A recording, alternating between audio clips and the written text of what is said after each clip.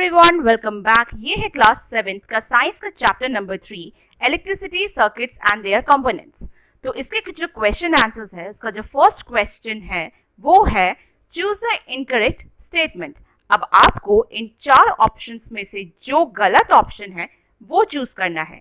तो पहला जो दे रखा है वो है a switch is the source of electric current in a circuit, कि सर्किट के अंदर जो स्विच होता है वही इलेक्ट्रिसिटी पास करता है।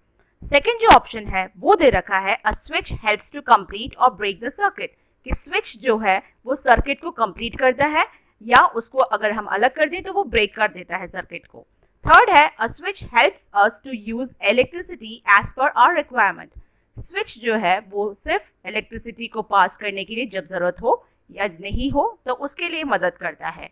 फोर्थ है when the switch is in off position there is an air gap between its terminal, कि जब स्विच ऑफ पोजीशन में होता है तो बीच का जो टर्मिनल है वो खाली हो जाता है, बीच में गैप आ जाता है। तो इन चारों में से जो इनकरेक्ट स्टेटमेंट है वो है पहला जो ऑप्शन है, क्योंकि स्विच जो है वो इलेक्ट्रिसिटी नहीं देता, वो सिर्फ सर्किट को कंप्लीट करता है। तो फर्स्ट जो ऑप्शन है वो है a switch is the source of electric current in a circuit. Second है observe figure 3.16 with which material connected between the ends A and B the lamp will not glow, कि आपको इस figure के अंदर A और B के बीच में आप ऐसा क्या मटेरियल रखेंगे कि ये जो बल्ब है वो ग्लो नहीं करे यानी जले नहीं। तो इसका राइट आंसर है the lamp will not glow if an insulator like plastic, rubber or wood is connected between A and B because it does not allow electricity to pass, कि अगर हम A और B की जगह अगर वहां पर हम इंसुलेटर यानी कि इंसुलेटर्स होते हैं जैसे कि प्लास्टिक, रबर या लकड़ी, वुड को बीच में रख देंगे तो इलेक्ट्रिसिटी पास नहीं होगी और बल्ब भी नहीं जलेगा। तो ये था इसका राइट आंसर। अब जो नेक्स्ट क्वेश्चन पूछा गया है वो है in figure 3.17 if the filament of one of the lamps is broken will the other glow, justify your answer. यहाँ पर 2 लैंप्स दे रखे हैं, अगर उस एक लैंप का एक फिलामेंट टूट गया है तो क्या दूसरा ग्लो करेगा? तो इसका करेक्ट आंसर है no, the other lamp will not glow, this is because the circuit becomes incomplete so electricity can not flow through the circuit, क्योंकि जैसे कि आप देख सकते हैं ये दोनों ही साथ में जुड़े हुए हैं और अगर एक का फिलामेंट टूट जाता है तो सर्किट इनकम्प्लीट रहेगा और इलेक्ट्रिसिटी फ्लो नहीं करेगी बिकॉज वो सर्किट इनकम्प्लीट है इसलिए।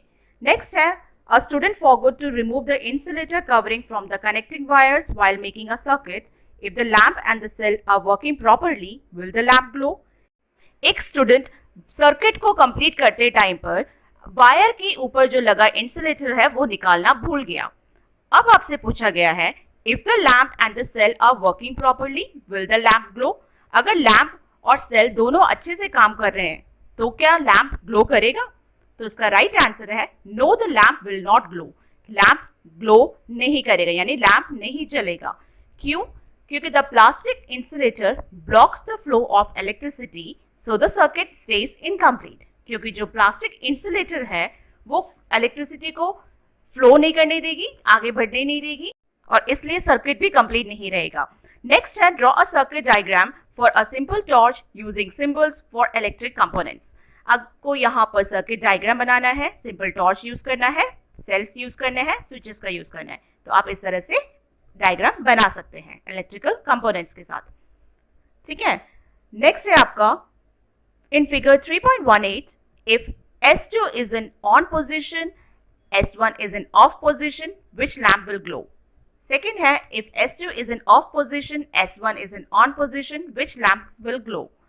Third है if S1 and S2 both are in on position, which lamps will glow? Fourth, if both S1 and S2 are in off position, which lamps will glow? अच्छा, पहले में पूछा गया था कि अगर आपका S1 S2 जो है वो बंद है और S1 जो है वो ओपन है तो क्या इनमें से कोई भी लैंप जलेंगे? तो अगर आप देख सकते हैं कोई भी लैंप नहीं जलेगा, no lamp will glow because the circuit is broken at S1। Second में भी आपका लैंप नहीं ग्लो करेगा क्योंकि S2 जो है वो ओपन है और S1 क्लोज है, लेकिन सर्किट कंप्लीट नहीं है इसलिए। थर्ड में जब दोनों ही क्लोज होंगे S1 एंड S2 तो दोनों लैंप्स ग्लो करेंगे, L1 and L2 both will glow. Fourth में no lamp will glow because the circuit is open at both switches. दोनों स्विच अगर ओपन रहेंगे तो सर्किट कंप्लीट नहीं होगा और दोनों ही लैम्प ग्लो नहीं करेंगे। नेक्स्ट है seventh question, Vidyut has made the circuit as shown in figure 3.19, even after closing the circuit the lamp does not glow. आप देख सकते हैं विद्युत ने एक सर्किट डायग्राम बनाया, बंद होने के बावजूद, यानी कि जब सर्किट क्लोज है फिर भी बल्ब नहीं चला। अब इसके क्या रीजंस हो सकते हैं, what can be the possible reasons, क्या क्या रीजंस हो सकते हैं वो आपको बताना है। List as many possible reasons as you can for the faulty operation.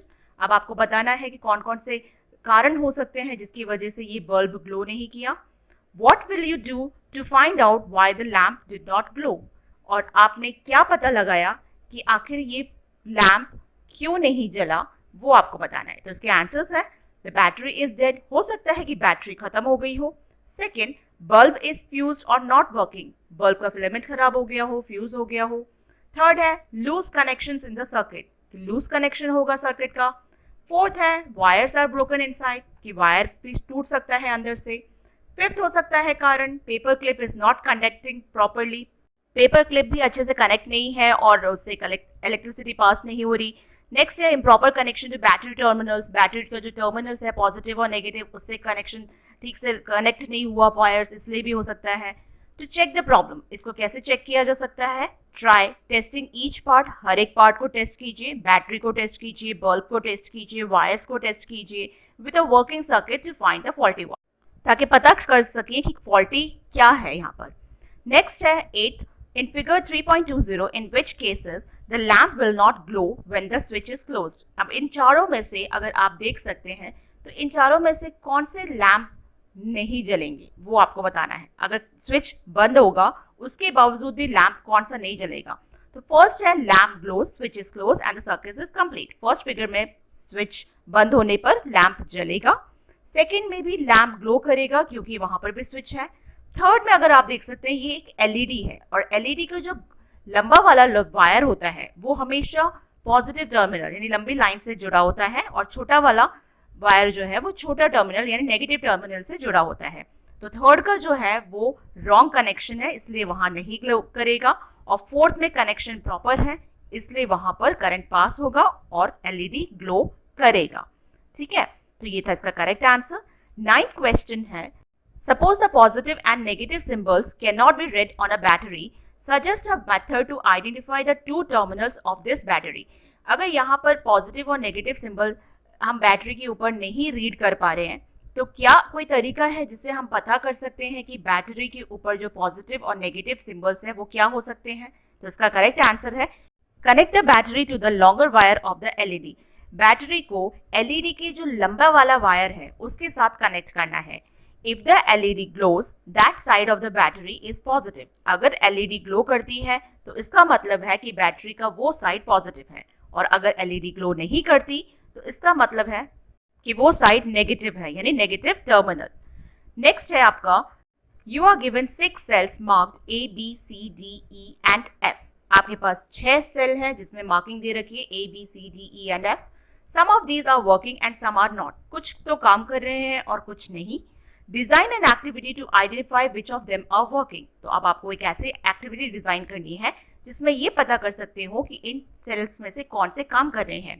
तो पहले आपको क्या क्या चीजें चाहिए होगी, list the items that you require, items का पता करना है कौन कौन सी चीजें यूज करनी है वो उसकी लिस्ट बनानी है। प्रोसीजर आप कौन सा फॉलो करोगे वो लिखना है। And with the items carry out the activity to identify the cells that are working. और इन चीजों से आप क्या एक्टिविटी करेंगे कि इन सेल का वर्किंग है या नहीं पता कर सके। तो इसका आंसर है आइटम्स नीडेड। हमें कौन कौन से आइटम्स की जरूरत होगी, एक बल्ब चाहिए होगा, एक होल्डर और कनेक्टिंग वायर्स। प्रोसीजर हम क्या करने वाले हैं, connect each cell with the bulb using wires. हर एक सेल को बल्ब के साथ कनेक्ट करके देखना है बारी बारी से और वायर को यूज करना है। If the bulb glows the cell is working, if not the cell is not working. अगर बल्ब ग्लो कर रही है यानी जल रही है तो सेल काम कर रही है, और नहीं कर रही, अगर बल्ब ग्लो कर रही तो इसका मतलब है कि वो सेल काम नहीं कर रही। थर्ड जो एक्टिविटी होगी ये है test each cell A to F one by one in the circuit and note which ones light the bulb. आपको क्या करना है, एक बारी बारी से A से लेकर F तक के सारे सेल्स को टेस्ट करना है और नोट करना है कि कौन सी सेल पे लाइट्स जल रही है।